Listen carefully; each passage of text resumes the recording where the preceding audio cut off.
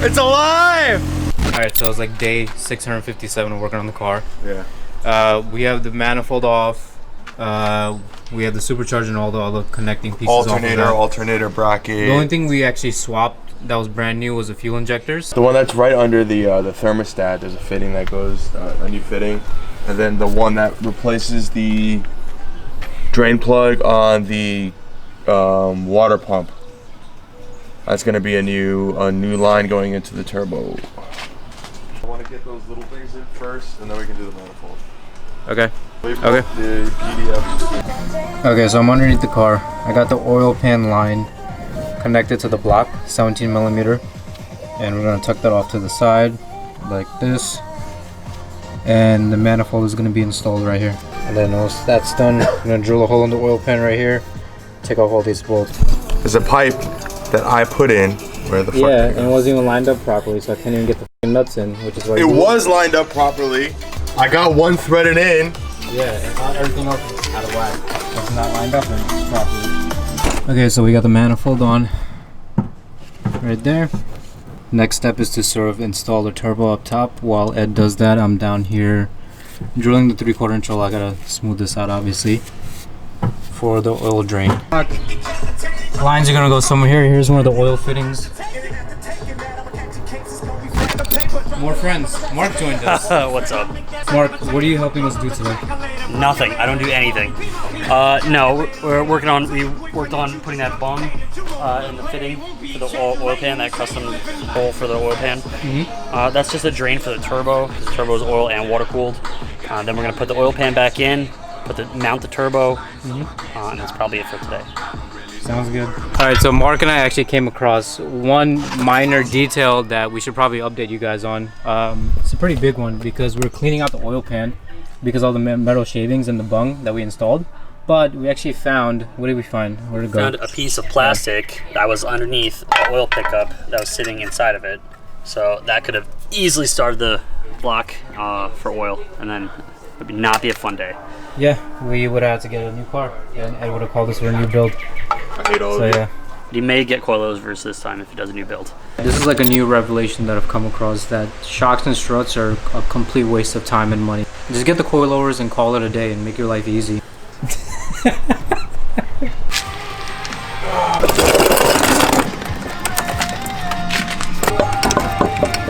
I'm gonna need some help with moving some of this up here. You got it. I'll be right there. Hold on. It's like giving birth. Almost there. Almost Keep there. pushing. Push. On the line. So we're reusing this old wrap that we got from Mom's toaster oven. We cooked chicken wings on here earlier. That's why you can see all these grease spots. They're good chicken wings. Right. This is the heater core hose that goes in the thermostat housing. Pain in this to remove. And then we have these nice flat channel locks that you can't grip anything. It's just to make life harder. How are the channel locks under the car? I didn't see them. It's just to make life harder. Right next to the jack stand. I can't see them. And harder. They're right there next to the jack stand. Make life harder and get you more in tune with your feng shui. You have to exercise some Zen technique.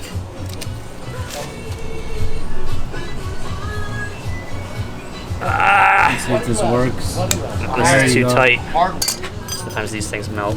We have to cut it like a C-section.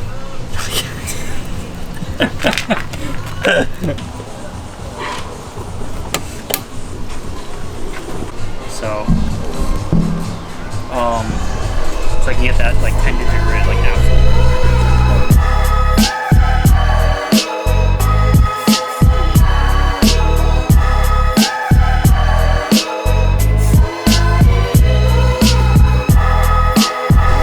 Okay, back underneath the car, oil pan is on. And looking up the coolant lines, look what else we got on the O2 pipe, which is sort of like the precursor to the downpipe. And it was not fun to install. We're gonna wrap up the bolts, tighten everything down, and then move on to the downpipe and the things on top of the engine bay. So we're slowly getting there. Slowly but surely. This is how you tell if it's raining.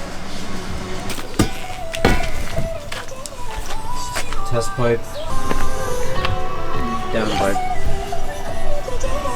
and this is going on that. Okay, so we're almost there. I got the downpipe on underneath somewhat, and Ed is doing what exactly? I got everything else connected. I installed the boost controller, all the vacuum lines. I installed the intake, and I need to finish it getting the charge pipe connected to the throttle body, and that's about it. And you're running E85, right? He's Yep. running E85. Where can we find that? East Orange East Orange, Jersey. Okay. and Newark. Probably one more day of working on this thing and then we'll be wrapped up. Yeah. Yeah. I'm gonna have to find a way to route this. So intake is on.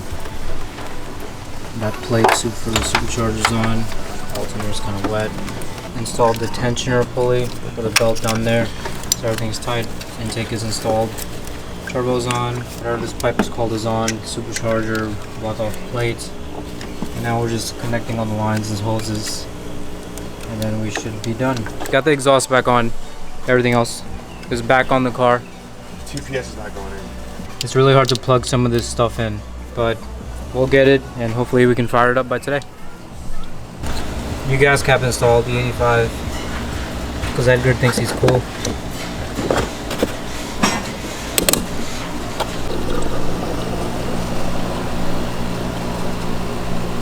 Alright, moment of truth. Ed has the laptop set up. Everything's plugged in, ready to go. You wanna crank her up?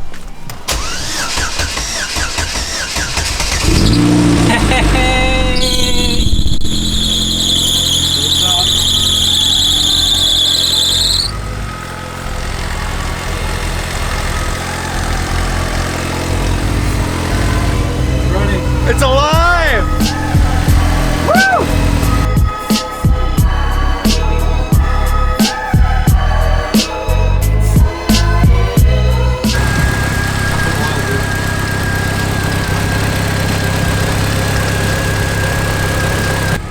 We think it might be a leak in the exhaust manifold, and also the coolant's not going down from the reservoir either.